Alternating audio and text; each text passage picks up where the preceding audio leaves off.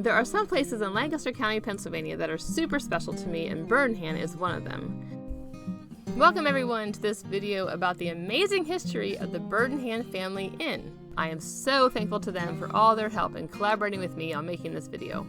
I want to start by telling you about the people that really planted the seeds of this company.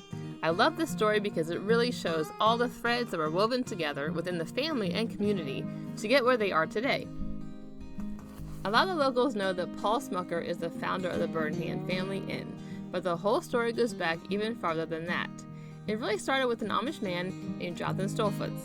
On March 31st, 1911, he bought the Homestead, a 52-acre farm on both sides of Route 340 in the village of Birnhan.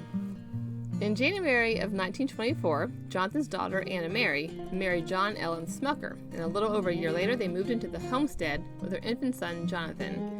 At that time, Jonathan Stolfutz was running both a construction business and trying to farm the land. He soon realized it was too much and sold the homestead to Anna Mary and John on March 30th, 1925, but continued to live on the property with his wife, Lavina. John and Anna Mary Smucker soon had 3 more sons and 3 daughters. While John was busy with his many business dealings, the 4 boys were a great help to running the farm. John was quite the entrepreneur and taught by example a great deal to his children about how to run a business well. But sadly, on March 16, 1944, John passed away from pneumonia at the very young age of 45. The family pressed on during this tragic time to keep their now 3 farms and market stands going. Then, in the 1950s, there were a lot of other changes for the Smucker family as well.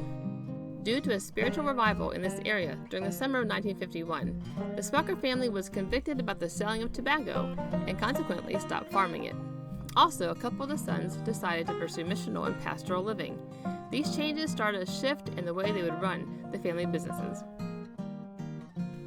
The increase in tourism in the area was also starting to affect the Smucker family as well.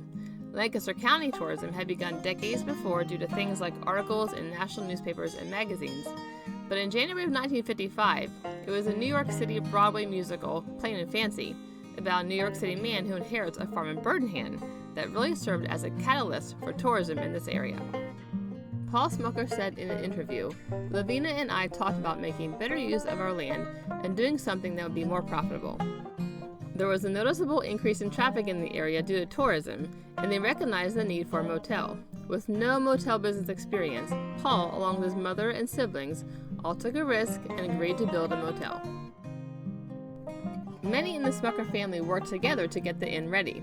There was a contractor for the building, but the family was involved in many ways, like picking out motel furniture, hanging coat racks and drapes, and even putting the room numbers on the doors. On April 4th, 1968, their plans came to fruition and the Birnhan Motor Inn opened. The motel had a coffee shop too, where the family would cook up breakfast for the traveling guests. They had 2 cars stopped the first night and they charged $12 a room. For the most part, Paul Smucker was pulling a lot of the weight in running the inn in the first several years. Then in June of 1970, he added even more to his plate when he partnered with Wilmer Lapp to build and open the Birnhan restaurant right next to the inn, but it was a heavy workload to run them both. In 1975, Paul asked his son Jerry if he would like to manage the motel, and for the next 14 years he did so.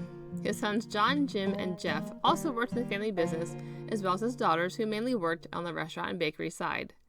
Most of them eventually left to pursue other fields or higher education. By 1986, Paul started the process of having less involvement and transitioned the restaurant to his sons John, Jerry, and restaurant manager Wilmer Lapp. For the remainder of this video, I'm going to let the pictures and facts do the talking about the growth and expansions of the inn up until their 50th anniversary in 2018.